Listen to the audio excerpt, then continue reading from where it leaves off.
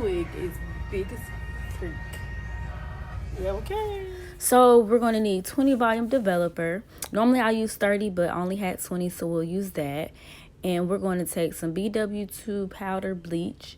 And we also need a spatula or a knife or anything to start with that's not metal.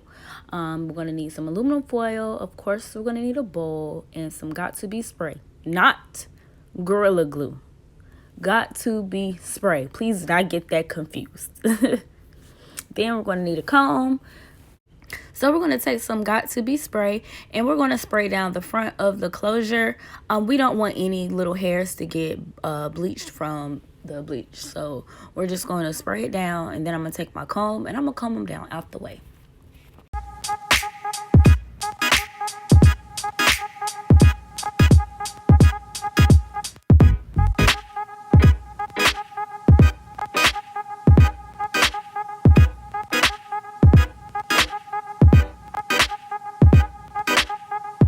Now we're going to take our bleach and we're going to pour it in a bowl. You kind of want a lot, not necessarily a lot, but you want enough so that your consistency is very thick. So then we're going to take the developer and pour that in. And you see how, I already mixed it off camera, but you see how it's kind of falling off. That's the consistency that we want. We kind of, want it a little like cake batter. Then we're just going to take the spatula and we're going to place it on, starting at the tip, because that's the part that we really want to get bleached. So I'm just going to lay this bleach all over it. Yeah.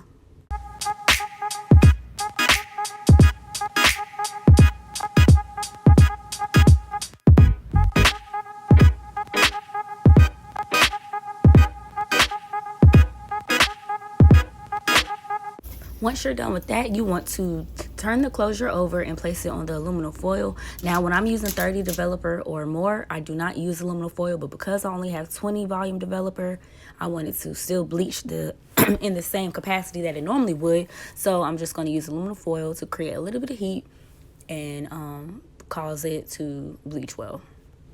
So off camera, I went ahead and washed the closure with Shimmer Light's purple shampoo to tone the knots. And then as you see, I put something white underneath it so that I could really see, what's going on. And I'm going to show you guys from here how to pluck it to get the scalpiana effect, okay? So I am just parting out a first section here. You want this first section to be kind of small. And I am aware that the quality right now isn't that great, but I do fix it a little bit later on. So you will be able to see exactly what I'm doing. So I am just, like I said, I'm just parting out that first layer. And then I'm going to go ahead and start plucking. Now when I pluck, I'm going to go from one side to the next side. And you will see that I'm not spending too much time in one spot. I'm going one side to the next side. And then I'm going to go back the other way.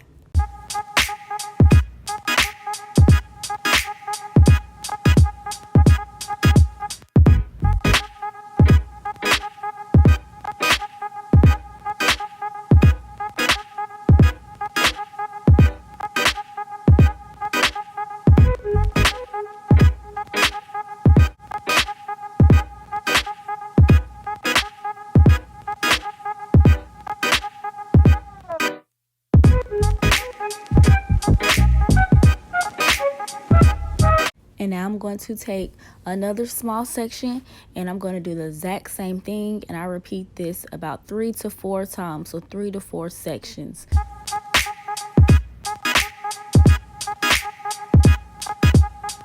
So here's where the angle gets better. Yes, I love that for me. Don't you love when you learn something new? Anyway, so I'm going to continue to pluck from one side to the next side. And as you can kind of see, it's already giving scalpiana, and that's on period. So we're just going to pluck from side to side, not staying in one spot too long. I cannot stress that enough. That's how you get balding, and we don't want that. We want to use our closures for a long period of time. So we're just going to go from one side to the next side like so. Please ignore my feet. I don't know why they're in the angle, but at least they're done,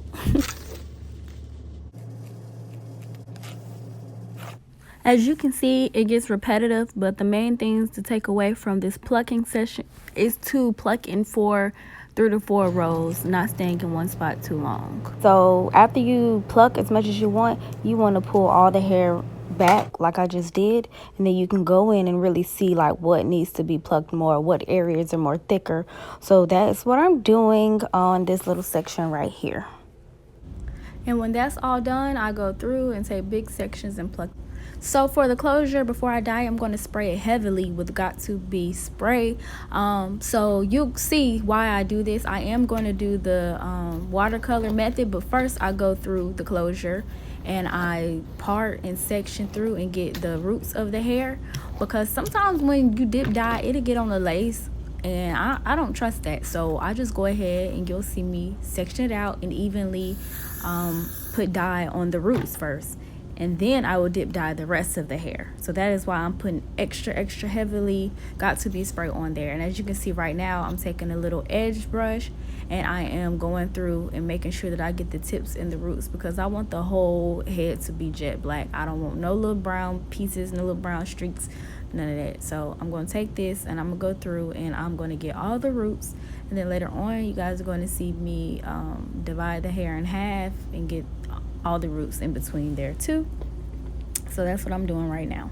Be mindful that some of the video is sped up, but you can slow it down if you want to, or if you already know how to do a part that I'm doing, then speed it up, you know, make it work for you.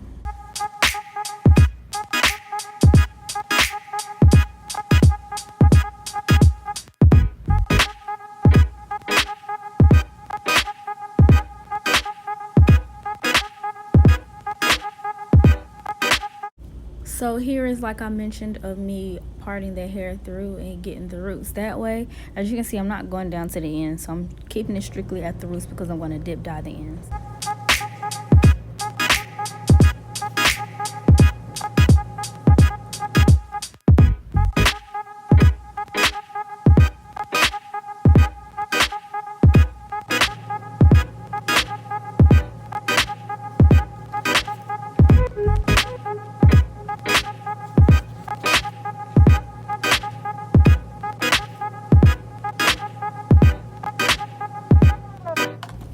If you don't know how to dip dye, all it is taking boiling hot water, putting your color in, stirring it up, and then you're going to dip your closure or dip your bundles into the water like so. I accidentally dropped my whole closure in there, which is fine because some people do that anyway, but because I heavily put the Got To Be spray on there, it didn't damage the closure or stain the lace at all. And it's pretty repetitive, so you're just gonna dip the closure, and then as you see me dip the bundles, wash them out, and then let them air dry, and we're gonna get straight into making the wig. Okay, so now we're gonna get to the wig making things. So I have a styrofoam head. Some people use like the other heads. Y'all know what I'm talking about. I don't know the name right now, but for me, those heads are too big for my size head that I have, so I use a styrofoam one because it's a little bit smaller. And then I'm taking a dome wig cap here. It was $2.99. So we're gonna put the cap on. This might sound so simple to y'all, but I'm gonna break this down. I'm gonna break it down a little bit more. So you see the cap, it has these lines here and there. I want the line in the front. No, I don't. I want it on the side. So I'm putting the big line like this. For the head is like this. Okay, cool. You're also gonna need some pins. So I have those. Now, you see the closure, right? Okay, so let me explain this to y'all. Most people, when they're making their wigs, so let's act like we cut the lace off in the front. They line it up just like this. That is a no-no. I'm not gonna say that's a no-no, but let's say if you're somebody like me who has a big forehead, I don't want my lace, I don't want my wig to be right here. I'm gonna pull it up. Even when you go to a stylist and they do your lace or whatever and they pull it up above your head. So the same thing when you're making your wig cap, you're gonna pull the lace up, okay? Because you want to give yourself that little bit of room on top of your edges, on top of your scalp, cover up your forehead, whatever the case may be. You want to give yourself room for that. So I'm going to pull mine up from back here like it normally was. I'm going to pull it up here, Okay, that's gonna give me that room that I need. And I'm gonna take a pen. If you don't have a pen, you can honestly just hold it down with your hands. But it's so much easier for beginners, because this is a beginner tutorial, if I use a pen. And I'm gonna pin down both sides of the lace. Now pin it in the spot where that you're gonna cut off. Don't pin it on a spot where you need. You know what I'm saying? Don't pin it on a part of the lace that you actually need. Okay, cool. So now I have that pinned and I have the back out. What I'm gonna do is flip the hair over, like so, y'all can see. And I'm gonna take a pin, another pin, and I'm gonna pin it right back here. That way, when I'm sewing it down, because I'm sewing it with my hands, when I'm sewing it down, all I have to do is follow the guideline that's already here. The guideline that's already here, okay? And if you're a beginner and you have a, you know, I'm gonna just go ahead and show y'all. If y'all have more problems with it, you can go as far as to pin down the side. So let me do that.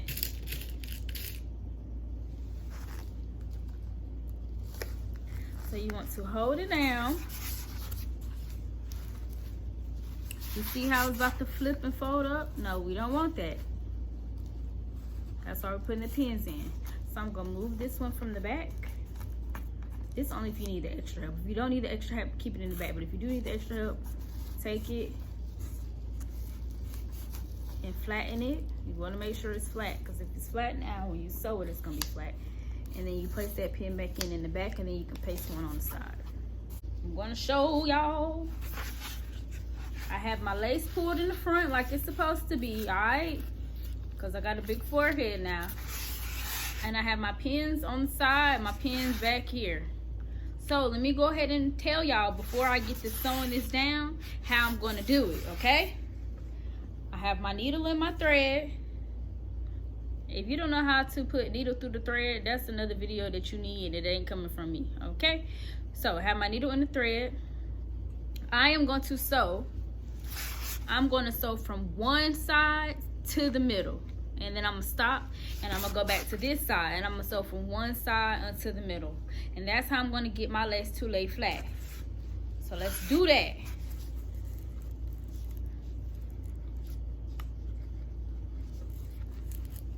So I'm gonna go in through the cap, and I'm gonna go in through the band.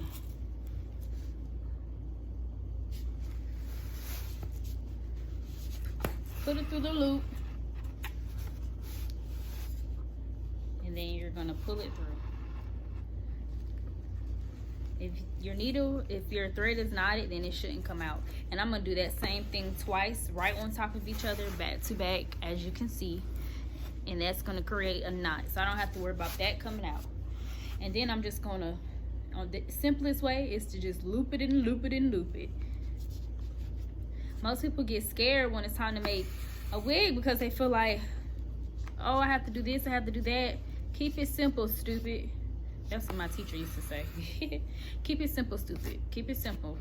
Everybody might be doing all this extra stuff. You don't have to do that if you don't know how. Stick with what you know. This is the beginner-friendly way. Once you get the hang of everything, then you can go in and put your little twists and stuff on it.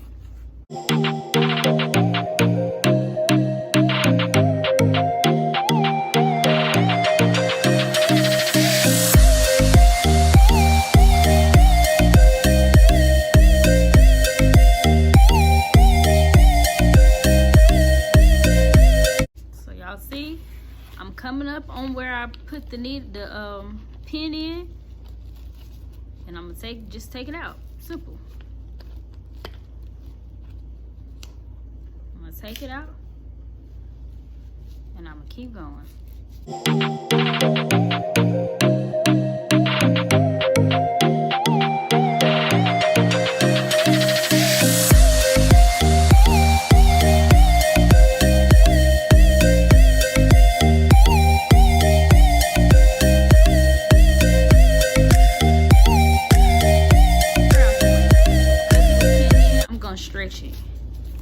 Stretch it till it's all flat here. Okay, see, I'm stretching it with all of my fingers. That's the way you're gonna make sure it is not bulky. You don't need a sewing machine, boo. Yes, it might be faster. Well, it really depends, because I know some people say sewing machine takes them about 2 hours, but boo, I could do this in an hour and 30 minutes. 45 minutes if I'm in a rush.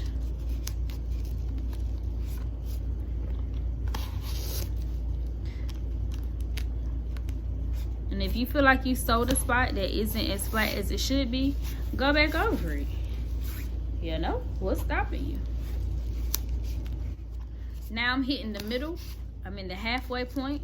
And remember I said I was gonna do one side, stop, and do the next side. So now that I showed you this part, I'm gonna stop, cut it, and start at the other end. So I'm finishing up this last section. I do have a wig stand, but I just want to show you guys for beginners that you don't really even need that. Most of the time when you get on YouTube and you see people doing things and they have things and you're thinking, oh, I have to get all of this stuff, I have to get this, this, and this, and that. So I'm trying to show y'all the most basic way to do this stuff. You don't need all of that. But as you can see, I am finishing up my last couple stitches. I'm back where I started, well, where I ended on the other side. Okay, so I ended here. You can't really see, but I ended right here, and I am right here. But for my last stitch, I'm going to bring it under the one that I ended with. That way I can lock. This is the story of my life. Oh my goodness. Let's just take that out. But I'm just gonna lock this in.